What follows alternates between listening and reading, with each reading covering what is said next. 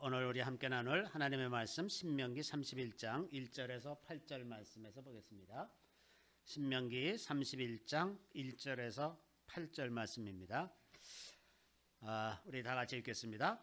또 모세가 가서 온 이스라엘에게 이 말씀을 전하여 그들에게 이르되 이제 내 나이 120세라 내가 더 이상 출입하지 못하겠고 여호와께서도 내게 이르시기를 너는 이 요단을 건너지 못하리라 하셨느니라. 여호와께서 이미 말씀하신 것과 같이 여호와께서 이미 말씀하신 것과 같이 네 하나님 여호와께서 너보다 먼저 건너가서 이 민족들을 내 앞에서 멸하시고 네가 그 땅을 차지하게 할 것이며 여호수아는 내 앞에서 건너갈지라. 또한 여호와께서 이미 멸하신 아모리 왕 시혼과 옥과 및 그 땅에 행하신 것과 같이 그들에게도 행하실 것이라. 또한 여호와께서 그들을 너희 앞에 넘기시리니 너희는 내가 그들에게 명한 모든 명령대로 그들에게 행할 것이라. 너희는 강하고 담대하라. 두려워하지 말라. 그들 앞에서 떨지 말라. 이는 내 하나님 여호와 그가 너와 함께 가시며 결코 너를 떠나지 아니하시며 버리지 아니하실 것임이라 하고, 모세가 여호수아를 불러 온 이스라엘의 목전에서 그에게 이르되 너는 강하고 담대하라. 너는 이 백성을 거느리고 여호와께서 그들의 조상에게 주리라고 맹세하신 땅에 들어가서 그들에게 그 땅을 차지하게 하라. 그리하면 여호와가 네 앞에서 가시며 너와 함께 하사 너를 떠나지 아니하시며 버리지 아니하시리니 너는 두려워하지 말라. 놀라지 말라. 아멘. 저는 오늘 이 말씀으로 정복을 위한 지도자 여호수아라고 라는 제목으로 잠시 말씀을 나누고자 합니다. 모세가 이제 간절히 가나안 땅에 들어가고 싶었지만 하나님께서는 모세에게 그 땅 들어가는 것을 허락하지 아니하시고 이제 여호수아를 지도자로 세우게 되는 과정인데, 모세가 한 일 중에 아마 가장 중요한 일 중 하나는 이 다음 지도자를 세우는 것이겠죠. 이것만큼 귀한 일이 없죠. 그렇지 않으면 이제 그 세대가 단절이 되기가 쉬우니까. 그래서 여호수아를 지도자로 세운 그것이 이제 모세가 마지막으로 이스라엘 백성들에게 봉사한 가장 소중한 일이었을 것이라는 생각이 듭니다. 그런데 어떻게 여호수아가 이 백성의 지도자가 되었느냐 하는 그 과정을 이제 좀 살펴보면 대략은 이렇습니다. 그 모세가 80세 때 이제 애굽에서 가나안 이스라엘 백성들을 인도하여 내기 시작했지 않습니까? 그런데 그 여호수아가 아주 초기부터 모세와 함께 했었다는 것을 볼 수가 있었어요. 그건 뭐냐면 이제 출애굽하고 나서 홍해 바다를 건넌 다음에 조금 있다가 이제 그 아말렉하고 그 전쟁을 하게 되는데, 그때 전쟁의 지휘관이 여호수아였었어요. 그 당시에 여호수아의 나이가 40세였단 말이죠. 그러니까 이제 40세 된 여호수아와 80세 된 모세가 그때부터 이제 함께 하기를, 모세가 죽는 120세까지, 그러니까 40년을 이 40년이라고 하는 이 세대를 건너뛰어서 40년을 함께 지냈던 것을 볼 수가 있습니다.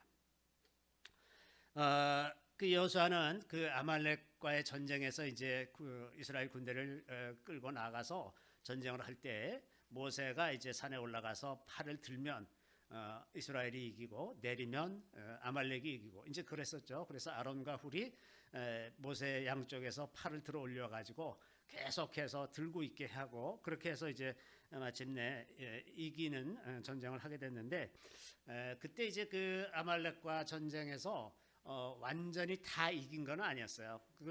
그때도 그 말씀이 아말렉과 두고두고 전투할 거라는 그런 말씀을 해주셨는데, 그게 결국은 사울이 이제 아말렉과의 전쟁에서 이제 크게 승리하면서도 하나님께 영광을 돌리지 못하고 자기 영광을 취하고 이러는 과정 때문에 이제 하나님께 버림받은 그런 계기가 된 것이 이제 이 아말렉 사람이죠. 자, 이 여호수아는 에브라임 지파 사람입니다. 에브라임 지파의 눈이라고 하는 사람의 아들인데, 이 아말렉하고 전쟁을 하고 나서 여호수아가 모세하고 이제 굉장히 가깝게 된 것 같아요. 그래서 하나님께서 그 모세에게 시내산으로 올라와라 그러고 말씀하실 때 그 모세만 올라간 것이 아니라 하나님께서 말씀하시기를 이스라엘의 장로 70인과 그다음에 아론과 나답과 아비후는 이제 아론의 아들들이죠. 그래서 그 제사장들과 이스라엘 장로 70인이라고 이렇게 하나님이 지정하셨는데 지정한 사람 외에 모세가 여호수아를 데리고 올라갔어요. 그래서 맨 산 밑에는 이스라엘 백성들이 있고 산 중턱에 이제 이 이스라엘 장로들이 있고 그리고 산 위로 모세가 올라가는데 거기에서 여호수아는 조금 더 갑니다. 여호수아를 데리고 올라가는데 여기 보면 모세가 그의 부하 여호수아와 함께 일어나 모세가 하나님의 산으로 올라가며 이렇게 돼 있어요. 그러니까 조금 더 갔어요. 그러니까 굉장히 모세에게는 여호수아가 특별한 사람이었다는 것을 알 수가 있습니다. 다른 장로들보다도 더 이제 귀하게 여기는 그런 상태였다는 것을 알 수가 있죠. 그래서 그러면서 이제 장로들에게 이르되 너희는 여기서 우리가 너희에게로 돌아오기까지 기다리라. 아론과 훌이 너희와 함께 하리니 무릇 일이 있는 자는 그들에게로 나아갈지니라 하고 모세가 산에 오르매 구름이 산을 가리며 여호와의 영광이 시내산 위에 머무르고 구름이 여섯 동안 산을 가르더니 일곱째 날에 여호와께서 구름 가운데서 모세를 부르시니라. 그런데 이제 아주 끝까지 그 여호수아가 올라간 것 같지는 않습니다. 왜냐하면 하나님께서 맨 처음에 그 뭐라고 말씀하셨냐 올라오라고 그럴 때 뭐라고 말씀하셨냐 하면 너 모세만 여호와께 가까이 나오고 그들은 가까이 나오지 말며 백성은 너와 함께 올라오지 말지니라 이런 말씀을 하셨어요. 그러니까 마지막 순간까지 간 건 아니고 마치 예수님이 겟세마네 동산에서 제자들하고 갔을 때 세 제자들하고 이제 같이 더 가까이 가서 했는데 그렇다고 해서 예수님이 이 세 제자들과 같이 있지 않고 약간 떨어져 있었잖아요. 그리고 나머지 제자들은 좀 더 떨어져 있었고 그런 것처럼 여호수아가 모세와 제일 가까이 있기는 했지만 하나님 앞에 가 있는 것은 아니었다라는 생각이 듭니다. 자, 그래서 모세가 그렇게 저 산에서 40일 동안 기도하고 그러는 동안에 여호수아가 거기 계속 있었어요. 그러면서 무슨 생각을 했을까? 뭘 경험을 했을까? 그런 게 참 궁금합니다. 그런데 어쨌든 그렇게 가장 그 모세와 가까이 있으면서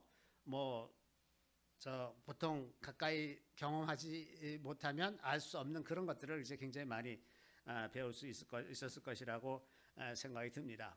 그러다가 이제 40일이 지나서 하나님의 말씀을 이제 받고 그 돌에 새긴 그 말씀을 받고서 내려오다가 이제 하나님이 그 모세가 내려가기 전에 이 백성이 이미 타락했다고 이제 그런 말씀을 하셨잖아요. 이제 밑에서 금송아지 만들고 이제 이러는데 내려오다가 이제 소리가 들린단 말이죠. 소리가 들리니까 소리가 들린다고 이제 그 여호수아와 대화를 하면서 모세가 이것은 노래하는 소리다, 다투는 소리가 아니라 노래하는 소리다. 이제 우상 숭배하면서 기뻐서 막 뛰놀고 이러는 상태죠. 그래갖고 이제 내려와서 이제 다 우상 숭배하던 사람들을 처리하고 그러고 나서 이제 그 출애굽기 33장에 보면 회막으로 들어갔습니다. 회막이라고 표현한 것은 아직 거기에 그 언약궤가 들어가지 않았을 때예요. 언약궤를 아직 만들지기도 전입니다. 그러니까 하나님의 말씀을 받은 다음에 그 말씀에 따라서 이제 각종 기구들을 다 만들고 그랬기 때문에 지금은 그 기구들을 만들기 전이었었어요. 그런데 회막만 있었어요. 막 텐트 하나를 따로 이렇게 성별해서 진영 바깥에 두고서 거기서 이제 하나님께서 모세와 만나던 그런 곳이 있었어요. 그걸 회막이라고 합니다. 회막. 그래서 모세가 이제 회막으로 가서 하나님과 대면해서 그 대화를 하는데 그때 이제 구름 기둥이 이제 그 회막 위에 서고 이제 이랬었죠. 그런데 모세가 회막에서 하나님을 만나 뵙고 말씀을 나누고 돌아오고 나도 여호수아는 그 자리에 계속 머물렀다 그랬습니다. 그러니까 여호수아가 모세를 충실하게 따라다니기는 했었지만 반드시 무슨 몸종처럼 따라다니는 것이 아니라 자기가 지킬 자리를 계속 지키고 있다는 것을 볼 수가 있습니다. 모세 곁에 있을 때 모세 곁에 있고 하나님께서 머무시는 곳에 있을 때 거기에 있었다는 거죠. 그 자리에 계속 머물고 있었다는 것을 볼 수가 있습니다. 여기 사람이 자기의 친구와 이야기함 같이 여호와께서는 모세와 대면하여 말씀하시며 모세는 진으로 돌아오나 눈의 아들 젊은 수종자 여호수아는 회막을 떠나지 아니하더라. 이렇게 됐습니다. 회막을 떠나지 않았다. 그래서 그 여호수아의 인생에서 이 굉장히 중대한 경험이 이제 몇 번 있었는데, 첫 번째는 아말렉과의 전투, 두 번째는 이 그 시내산에 올라가서 모세가 하나님과 대화하는 그런 것을 조금 멀리서 본 경험과, 이 세 번째는 이제 회막에서 떠나지 않고 계속 하나님을 경험한 것, 이것이 이제 중요한 세 가지고, 또 한 가지는 그 가나안 땅을 정탐하러 보낼 때 12 정탐꾼 중에 한 명으로 에브라임 지파를 대표해서 이 사람이 이제 다녀오게 되죠. 이게 이제 민수기에 기록되어 있는 내용을 보면, 이때 모세가 그 원래 여호수아의 이름이 호세아예요.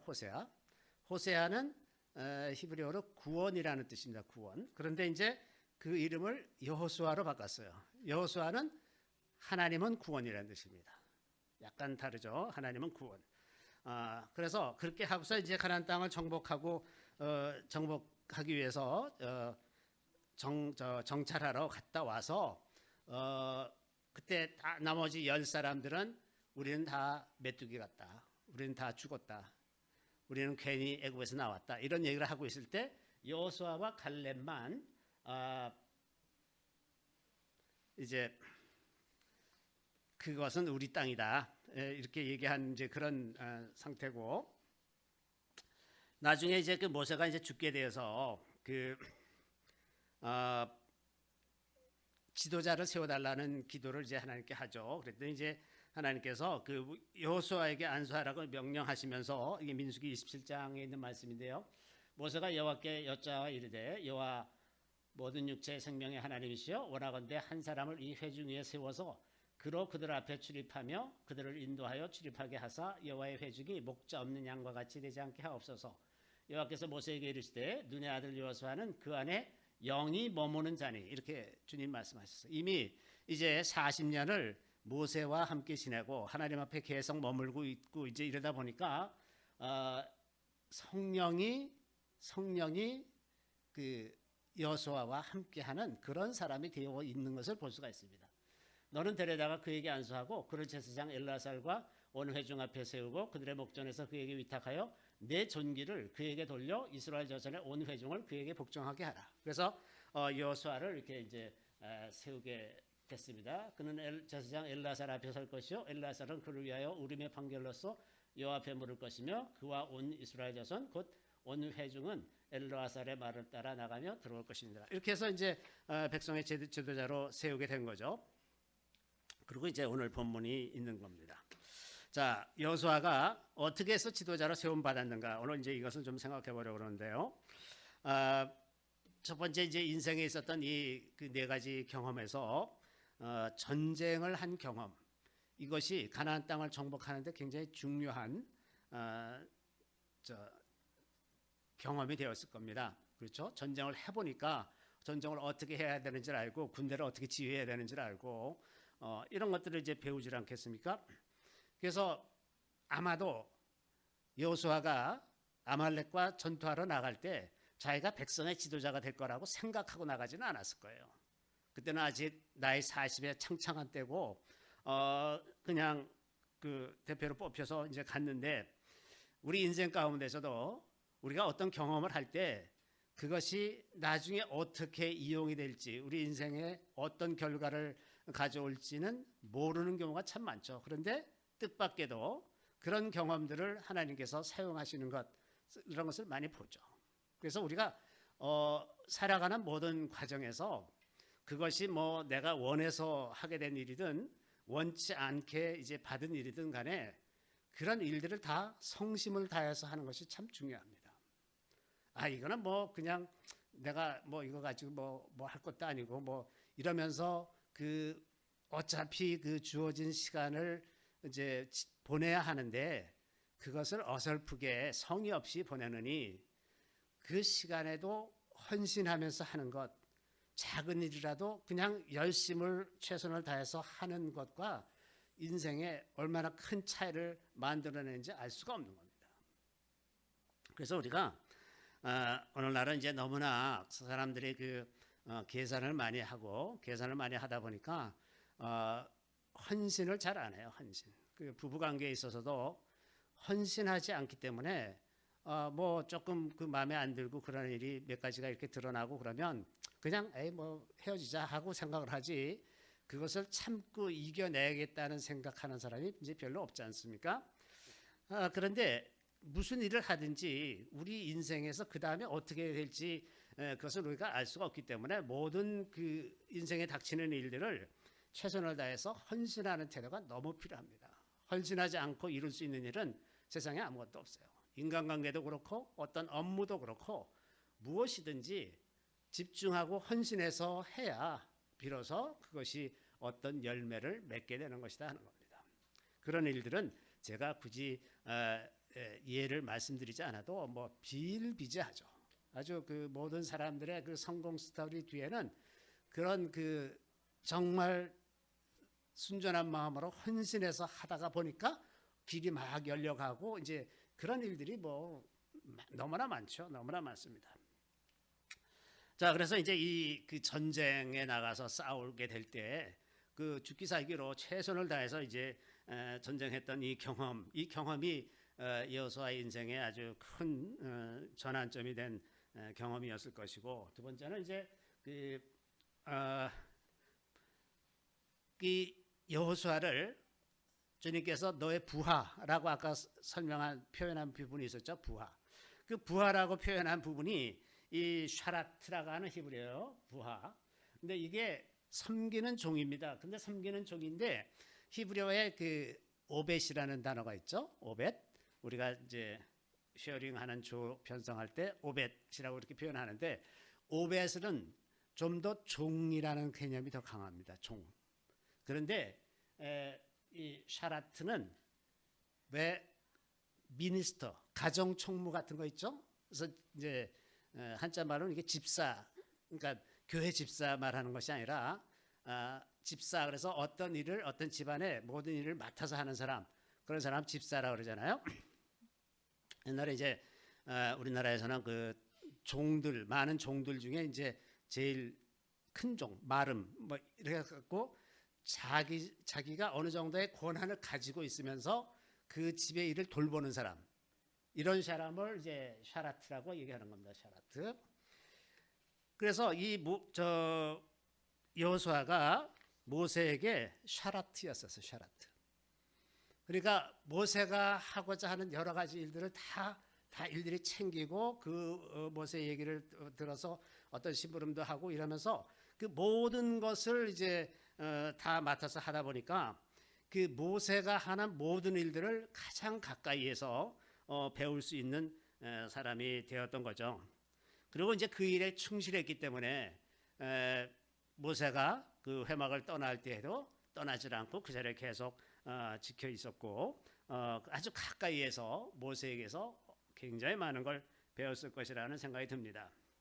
이때 나이가 이제 40세인데, 인생에서 40세라고 하는 것은 여러 사람들의 그 경험적인 것에 의하면 어떤 그 전환이 시작되는 그런 나이라고 생각이 듭니다. 그 공자는 40에 불혹이 됐다. 그러니까 여기저기에 마음에 혹하거나 이렇게 미혹되지 않는다라고 이제 표현을 했는데, 그 우리 말에도 40 이후의 자기의 인상은 자기 책임이다, 그런 말씀이 있어요. 40 이전의 나이는 부모의 영향이 많은 나이지만 40 이후는 자기가 독자적으로 서는, 그래서 자기 인생에 대해서 자기가 책임져야 하는, 그런 온전히 책임져야 하는 그런 나이, 그 나이가 보통 40 정도라고 말을 합니다. 그래서 이 40이라고 하는 나이는 우리가 인생을 좀 더 보편적으로 볼 수 있기 시작하는 날이에요. 30대까지는 자기가 추구하는 것이 뭐고 자기가 뭘 원하는지 그런 것을 찾으면서 시간을 많이 보내기 때문에 30대까지에는 그런 것이 잘 안 되다가 이제 40쯤 돼서 어느 정도 자기가 살아가는 과정이라든지 앞으로 살 과정이라든지 이런 것들이 어느 정도 이렇게 정리가 되면 그러면 비로소 그때부터 다른 사람의 인생을 생각하고 다른 사람들을 이해하고 그 이해의 폭을 넓히는 그런 때가 이제 40쯤이 되는 거죠. 그래서 이제 그 여호수아가 모세가 그 당시에 벌써 80세니까 얼마나 나이 차이가 많아요, 사실은. 그 나이 차이가 많음에도 불구하고 그 모세와 같이 지내는데 아주 충실하게 이 샤라타는 섬기는 종으로 지낼 수 있었던 것은 아마 그 나이가 좀 더 인간의 보편적인 것들을 이해하기 시작할 수 있는 나이, 그런 나이였기 때문에 이런 일들을 할 수 있지 않았을까 이렇게 생각이 듭니다. 그래서 우리도 이제 그 우리 관심이 자기 자신의 문제 혹은 자기 가족 이 문제에서 조금 더 보편적으로 그 넓어지기 시작하면 우리에게 훨씬 더 큰 그 포용력이 생기게 되겠죠. 자, 그다음에 이제 이 여호수아는 하나님을 굉장히 소중하게 생각하는 사람이라는 것을 알 수가 있습니다. 그래서 그 아까도 말씀드린 것처럼 회막에서 떠나지 않고 계속해서 회막에 머물르면서 뭐 하겠습니까? 자기 나름대로 모세처럼 기도도 좀 하고 뭐 이러질 않았겠습니까? 그냥 거기서 딴 생각하고 지냈을 것 같지는 않아요. 거기 있으면서. 왜냐하면 그 장소가 주는 그 위압감이 있죠. 거기서 그 어떤 그런 특정한 장소에 가면 하나님의 그 모세를 만나는 그런 장소에 내가 있을 때에는 자연히 거기서 딴 생각하기 어렵죠. 하나님을 생각하기 마련입니다. 그러니까 그렇게 계속해서 그런 자리에 있다 보면 자기도 모르는 사이에 하나님과 굉장히 많이 가까이 갔을 것이라는 생각이 듭니다. 그래서 그 여호수아에게 있어서 모세를 섬기는 게 이게 하나님을 섬기는 것과 거의 동일한, 왜냐하면 그 모세는 하나님의 사람이었기 때문에. 그리고 또 이제 그 가나안 땅을 정탐하고 온 다음에 그 갈렙과 여호수아가 같이 얘기한 걸로 이제 민수기가 묘사하고 있는데 이렇게 얘기했어요. 그 땅을 정탐한 자 중 눈의 아들 여호수아와 여분의 아들 갈렙이, 이렇게 두 사람이 같이 이야기한 내용으로 표현하고 있어요. 자기들의 옷을 찢고 이스라엘 자손의 온 회중에게 말하여 이르되 우리가 두루 다니며 정탐한 땅은 심히 아름다운 땅이라 여호와께서 우리를 기뻐하시면 우리를 그 땅으로 인도하여 들이시고 그 땅을 우리에게 주시리라. 이는 과연 젖과 꿀이 흐르는 땅이니라. 자, 아주 그 하나님께서 하신 약속의 말씀을 아주 정확하게 기억하고 그것을 이제 믿음으로 받아들이고 있는 것을 볼 수가 있습니다. 자, 그래서 이렇게 그 모세가 40년, 모세하고 그 40년을 같이 지내면서 여호수아가 이제 그 하나님과 어떻게 관계를 맺는지를 배워가지는 않겠습니까?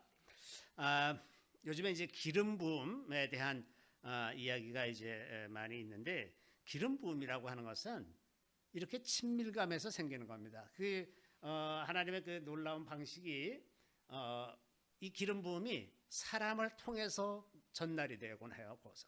그래서 이제 임파테이션이라 그러는데 가령 이 모세를 통해서 이 여호수아에게 기름 부음이 임한 것처럼 엘리야를 통해서 엘리사에게 기름 부음이 임합니다. 그런데 엘리사도 그 태도에 있어서 이 여호수아와 굉장히 유사하게 엘리야와 붙어서 떠나질 않아요. 엘리야가 이제 그 엘리사를 시험하기 위해서 넌 여기 머물러라, 나는 이제 절로 간다. 그러면 내가 절대로 떠나지 않겠습니다. 그러고 또 따라가고 계속 끈질기게 따라가다가 결국은 이제 그 갑절의 기름 부음을 구하고, 그것대로 성경에 보면 엘리야가 한 기적이 7개인데 성경에 기록된 것이, 엘리사가 한 기적이 14개입니다. 딱 14개예요. 이렇게 이제 갑절의 기름 부음을 받게 됐지 않습니까? 자, 이렇게 그 이 관계에서 제자라는 개념이 나옵니다. 탈미드라는 히브리어가 그 제자라는 말인데, 이 성경적인 개념의 제자의 개념은 그 인생의 모든 면에 있어서 가치관이나 생활 양식이나 라이프 스타일 이런 모든 것이 다 동일한 것을 제자라고 말합니다. 그러니까 학교에 출석해서 어떤 특정한 강의 시간에만 듣는 것이 제자가 아니라 그 삶의 일상에서 모든 것이 다 같은. 그래서 그 제자를 통해서 나타나는 그 능력은 조상 그 스승과 같은 가치와 같은 방향을 가진, 그러나 갑자기 점점 커지는 이런 방향으로 생각이 되는 거예요. 그래서 결국은 이렇게 제자로 성장하는 것은 이 성경적인 원리는 시간을 같이 보내는 겁니다. 시간을 보내는 것만큼 우리가 배워가는 거예요. 시간을 같이 보냄이 없이 예수님을 배울 수가 없고, 또 특히 제일 더 효과적인 방법이 사람을 통해서 배우는 겁니다. 왜냐하면 사람은 바로 가까이에서 우리에게 여러 가지 방법으로 영향을 미칠 수가 있어요. 우리가 눈에 보이지 않는 예수님을 가까이 하면서 배우기에는 어려운 점이 많이 있죠. 우리가 주님께 온전히 집중이 되지가 않아요. 그래서 그렇게 해서 배우기는 매우 어려운데 사람을 통해서 배우기는 훨씬 더 쉬운 거예요. 사람이 옆에 있으면서 같이 어떤 언어의 표현법이라든지 미세한 뉘앙스의 차이라든지 어떤 마음, 어떤 말하는 거라든지 생활하는 거라든지 이런 여러 가지 측면에서 사람은 그냥 본이 되고 이렇게 되기 때문에, 그래서 좋은 멘토를 만나서 같이 시간을 보내면서 배우는 것, 이것이 오늘날에도 매우 유효한 방법이라는 생각이 듭니다. 아까 이제 은혜선민교회 중동으로 파송하는 그 몇 분, 그 앞에 이제 한 네 분이었나요? 이제 있었지 않습니까? 그 중에 제일 그 끝에 그 양복 입고 계신 분이 이제 아잠 목사라는 분이에요. 아잠. 이분이 이제 한국에 유학 와서 태권도로 3단이에요. 태권도로 유학으로 와서 태권도를 하고 갔는데, 이제 한동안 그 교회가 그 기도원이 이제 굉장히 강가의 하류 쪽에 큰 땅을 이제 차지하고 있어가지고, 그러니까 그 땅이 이제 예전에는 뭐 가치 없는 땅이라고 생각해서 별로, 집 짓기도 나쁘고 다 나쁜 땅이니까 아주 저렴하게 이제 구입을 했는데, 이게 건설 붐이 일어났어요. 그러니까 모래 자갈이 너무 필요하잖아요. 그러니까 거기는 파기만 하면 이게 다 돈이야. 이게 파면 돈이야. 그러니까 이제 그거를 빼앗으려고 뭐 검찰, 경찰, 그 권력 기관들이 굉장히 많이 이제 괴롭히기 시작했어요. 이걸 빼앗기 위해서. 그리고 막 어떤 데서는 막 치고 들어와 가지고 막 거기 실제로 지금도 가보면 거기 골재 공장이 있어요. 거기 파서 뭐 모래자갈 만들어서 파는 그런 공장도 있고, 그런데 그리고 자꾸 위협이 오고 그러니까 이 아잠 목사라는 분이 자기가 목사님을 지켜드려야 되겠다라고 결심을 하고 자기 집에 안 들어가고 그 목사님 머무시는 숙소 앞에 큰 홀이 있습니다. 그 식당 같이 큰 홀이 있는데 거기에 이제 한 구석에 이렇게 칸막이를 하고서는 그 슬리핑백을 갖다 놓고 거기서 이제 몇 년을 주무시는 거예요. 거기서. 그리고 낮에 잠깐 집에 갔다 오고 이제 그러면서 아주 딱 붙어 있어요. 붙어 있어. 너무나 헌신적으로 그러고 있는 거예요. 그게 제가 2012년에 갔을 때 그때 이미 그렇게 시작하고 있었는데 제가 지난번에 갔을 때 그러니까 한 7, 8, 9년을 그렇게 하고 있는 거예요. 지금은 어떨지 모르겠는데 정말 그분을 보면서 오늘날 이런 시대에도 그런 사람이 있구나, 세상에. 그래서 정말 제가 여호수아를 생각하면 그분 생각이 나요. 저렇게 충실하게 한다. 그런데 더 놀라운 것은 제가 이제 언제 한번 그분을 위해서 기도한 적이 있었어요. 기도해달라고 해서 기도한 적이 있었는데 주님이 그분을 그 나라의 지도자로 세울 거라고 그러시더라고요. 그래서 역시 이 사람은 그럴 만한 사람이다. 아주 굉장히 이제 그래서 제가 큰 마음의 감동을 받았는데, 우리는 이제 삶에서 그렇게 탁월하게 헌신한다거나 이런 것에 굉장히 사회적인 혹은 문화적인 제약이 많이 있어서 선뜻 그렇게 하게 되질 않아요. 하기 어렵습니다. 그런데 그렇게 하는 방식을 통해서 적어도 그와 비슷한 그렇게 하려고 하는 그 방식에 따라서 가려고 하는 그런 노력을 통해서 이렇게 뛰어난 지도자들이 나오게 마련입니다. 자, 그래서 이제 하나님의 일꾼으로 필요한 덕목을 좀 살펴보면, 일반적으로 이제 이 기독교 세계를 얘기하지 않고 그냥 일반적인 지도자라 그러면, 예를 들어서 뭐 지도자가 비전이 있어야 된다든지, 포용력이 있어야 된다, 혹은 뭐 설득력이 있어야 된다, 의사소통 능력이 있어야 되고, 혹은 뭐 추진력 있어야 되고, 위기 대응 능력이라든지 뭐 이런 요소들을 많이 이야기를 하죠. 이런 게 많이 필요합니다. 그런데 하나님의 일꾼으로 필요한 자질도 동일한가? 저는 동일하지 않다고 생각합니다. 첫 번째는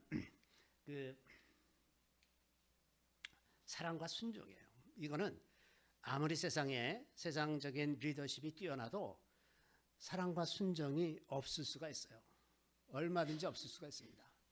근데 이 사랑과 순종에 있어서 하나님에 대한 사랑인데, 이 하나님에 대한 사랑이 이제 다음에 제가 이제 앞으로 여호수아에 대해서 몇 번 더 말씀을 드리려고 하는데, 여호수아는 언약에 충실한 사람이었습니다. 언약의 사람이에요. 언약. 하나님을 사랑하는 게 어떻게 표현이 되느냐? 언약에 충실한 겁니다. 그리고 언약에 충실한 것이 순종하는 거예요. 순종하는 거. 이것이 다 같습니다.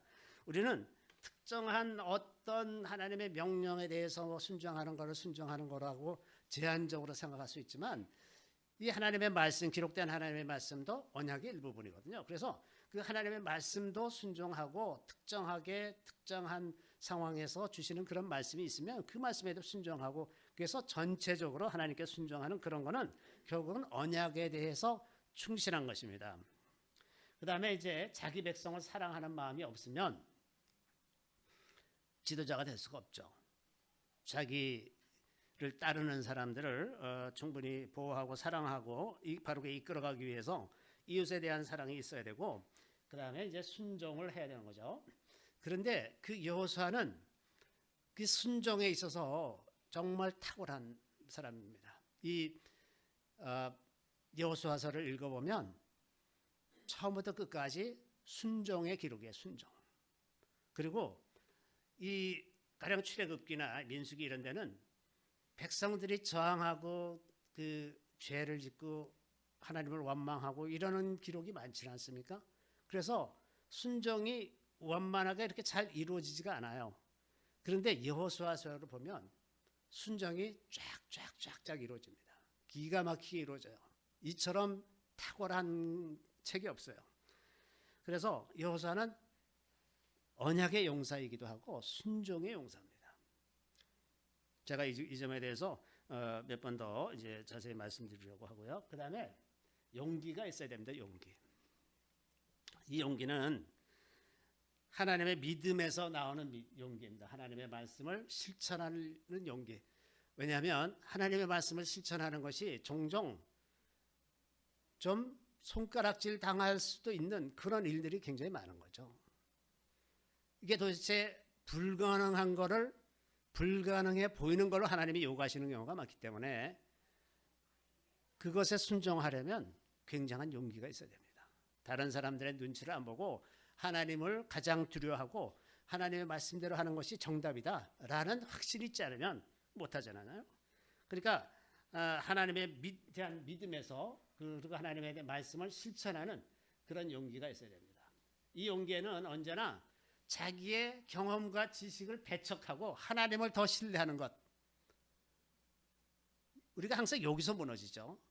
지금까지의 나의 삶의 경험을 비춰보면 저거는 말이 안 된다. 지금 말이 안 되는데 내가 지금 주님께서 그거를 하기를 원하신단 말이죠.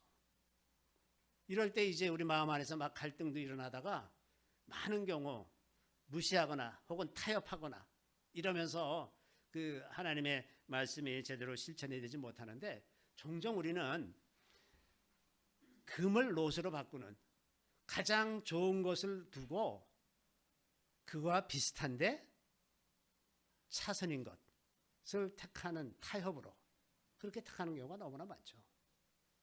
근데 하나님이 원하시는 것은 순금으로 된 겁니다. 순금. 그래서 우리의 경험과 지식이 우리를 완전히 사로잡는 그런 상태에 있으면 우리가 하나님께 순종할 수가 없습니다. 그래서 그걸 뛰어넘을 수 있는 용기가 필요하고, 그 다음에는 이제 인내가 필요합니다. 인내.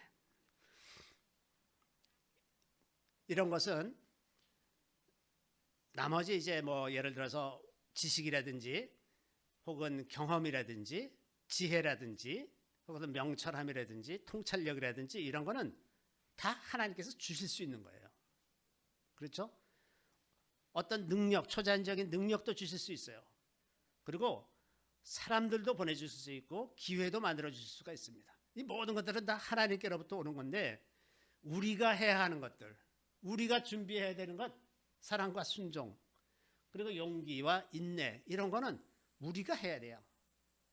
우리가. 이 부분이 중요한 거죠. 그러니까 하나님의 입장에서 봤을 때는 자기가 다른 것 모든 건 다 주겠는데 네가 순종하지 않으면 어떻게 하실 수가 없는 거예요. 내가 사랑하지 않으면 계속해서 내가 원통함을 풀지 않고 내가 섭섭한 마음을 풀지 않고 살면 하나님이 어떻게 하실 수가 없단 말이죠. 그러니까 그런 사랑은 내가 스스로 결단해서 이제 풀어내고, 그래서 하나님께서 원하시는 대로 하나님과 이웃을 사랑하는 그런 마음으로 가야 하는 겁니다.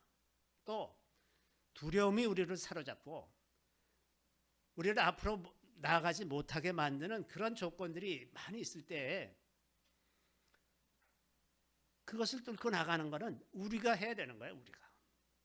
하나님이 우리를 강제하시질 않습니다. 절대 그렇게 하시는 분이 아니세요.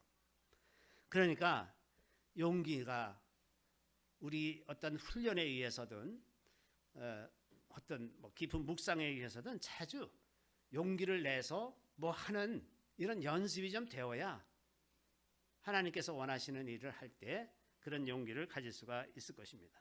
그리고 인내를 해야 하는데, 인내는 하나님의 알맞은 때를 기다리는 그 인내도 필요하고, 그 다음에는 이제 거스르는 자들, 리더로 지도자로 그 어떤 일을 하고자 하면 거기는 또 반드시 그 타이밍이 안 맞는 사람들이 있어요.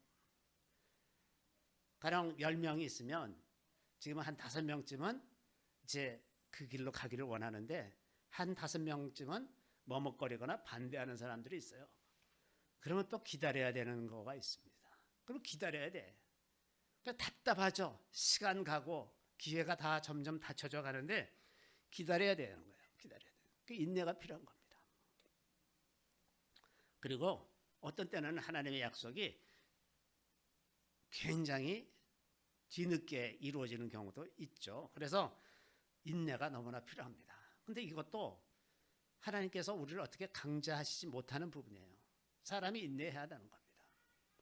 아무리 힘들어도 그냥 참고 기다릴 줄 알아야 하나님의 뜻을 온전히 이룰 수가 있고 이끌어갈 수가 있는 거죠. 이제 그 과정에서 모세처럼 40년이나 이제 광야에서 방황하게 되니까 백성들이 얼마나 불평이 많았겠습니까? 그리고 얼마나 많이 원망했겠습니까?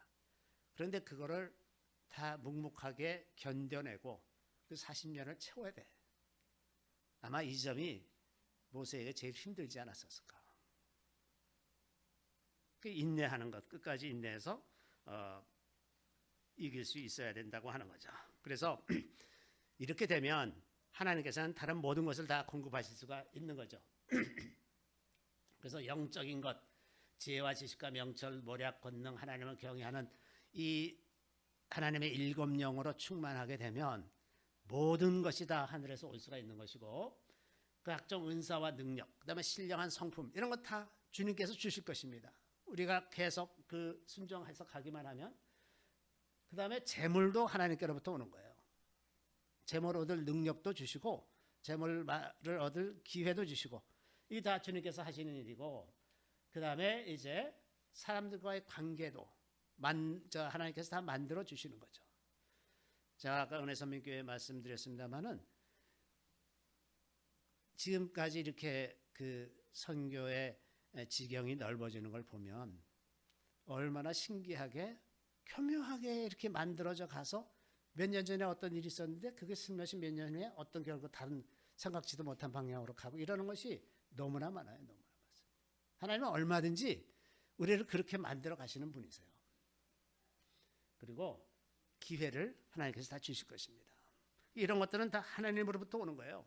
그래서 우리가 그 준비되어야 할 부분들이 다시 말씀드리면 사랑과 순종, 용기와 인내 이것에 의해서 우리가 준비가 되면 하나님은 우리를 여호수아처럼 자기 목적을 위해서 사용하실 수가 있게 될 것입니다.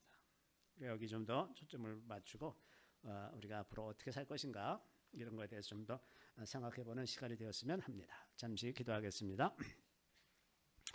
할렐루야. 우리 주님을 찬양합니다. 주님께서 주님 여호수아를 40년 동안 모세 밑에서 훈련시키시더니 그가 뛰어난 지도자가 되어서 이스라엘 백성들이 가나안 땅을 차지하게 이끌어가고 주님 그로 말미암아 이제 하나님의 언약을 굳건하게 세웠던 것을 기억합니다. 주님께서 일찍이 여호수아에게 기름 부으셨던 그 기름 부음이 저희들에게도 있어서 저희들과 저희들 가정과 저희들의 교회와 또 주변의 많은 사람들에게 뛰어난 리더십을 발휘해서 하나님 나라를 이끌어가는 자들이 다 되게 하여 주시고 주님의 영광을 드러낼 자로 이 땅을 살아갈 수 있게 도와주시기를 우리 구주 예수 그리스도의 이름으로 감사하며 기도드리옵나이다. 아멘.